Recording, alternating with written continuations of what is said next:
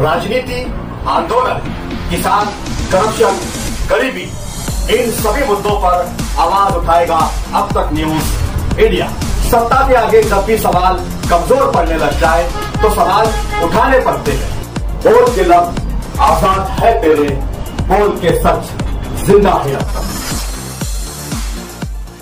Unique academy computer and coaching classes, जहां nursery और junior senior KG classes से लेकर 11वीं और 12वीं जमातों के लिए कोचिंग क्लासेस जारी हैं।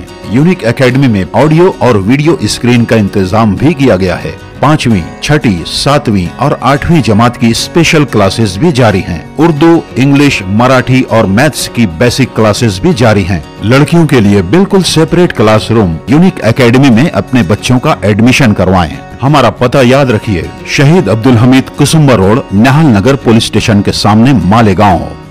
तमाम ही मीडिया के साथियों का सबसे पहले मैं स्वागत करता हूं और इस्तकबाल करता हूं। कल 20 अक्टूबर को डायमंड लॉन्च में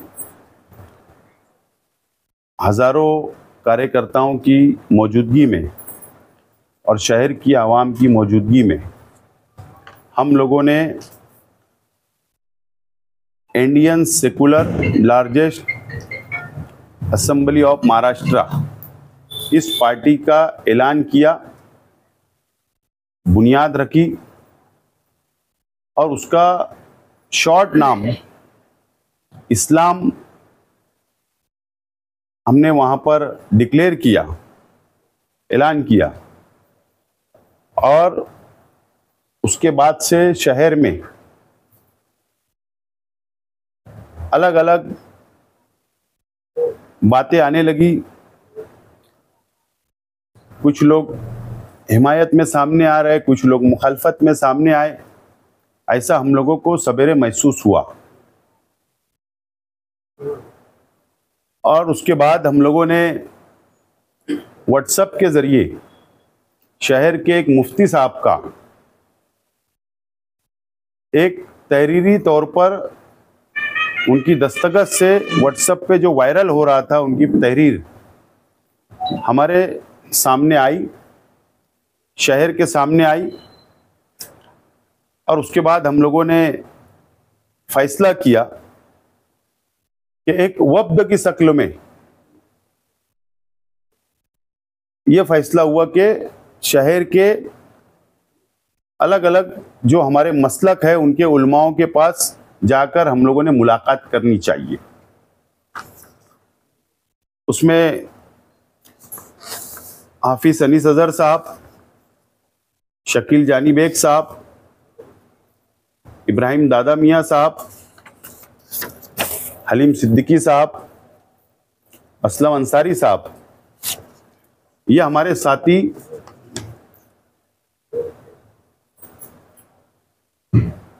सबसे पहले मुफ्ती सिराज मिल्ली साहब से मुलाकात इन्होंने की, जो महाद मिल्लत में है।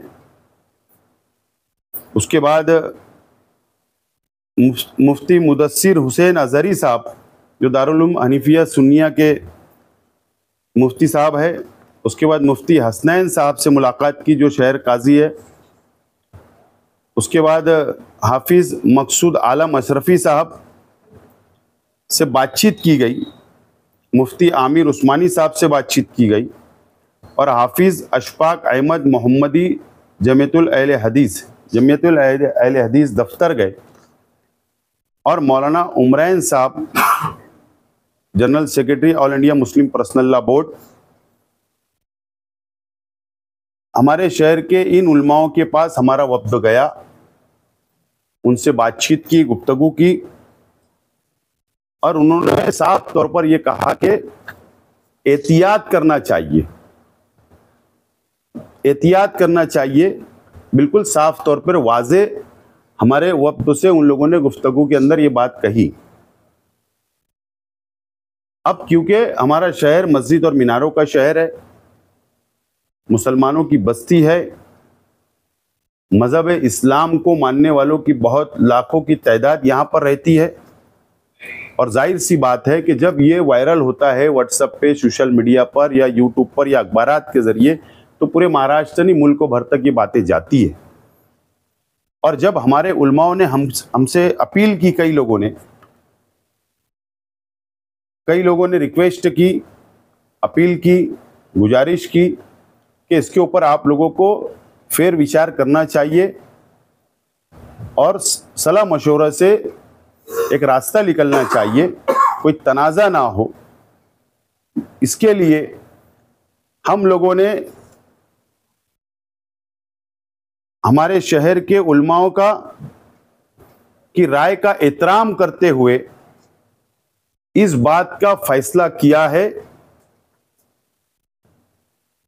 कि हम लोग जो शॉर्ट नाम है इस्लाम, हम लोग हमारे झंडे पर, हमारे बैनर पर या ऑफिशियल कहीं भी हम लोग तहरीरी तौर पर राइटिंग में कहीं भी इस्तेमाल नहीं करेंगे।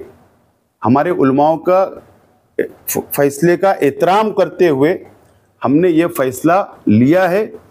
और उसी के साथ साथ आज दोपहर 3 बजे आबिद अली हॉल जो शेख उस्मान हाई स्कूल के सामने है, वहां पर पूरे शहर के जिम्मेदारान की, हमारे वर्करों की एक बहुत बड़ी मीटिंग ली गई। उनकी भी राय हम जानी गई और उनकी राय जानने के बाद उलमाओं के फैसले का एहतराम करते हुए हमारी राय ये बनी है कि अल्फाज इस्लाम का हम लोग राइटिंग में या तहरीरी तौर पर हमारे बैनर पे, झंडे पर हम कहीं भी इस्तेमाल नहीं करेंगे। ये बात का फैसला हम लोगों ने लिया है। मैं आप लोगों के ज़रिए शहर की आवाम से और ख़ास तौर पर हमारे कार्यकर्ताओं से, हमारे वर्करों से ये अपील करता हूँ कि जो झंडा हम लोगों ने कल आप लोगों को दिया था उसको अपने अपने घरों में रख ले और हम लोग और इसका इस्तेमाल ना करें, ये मैं अपील करता हूं।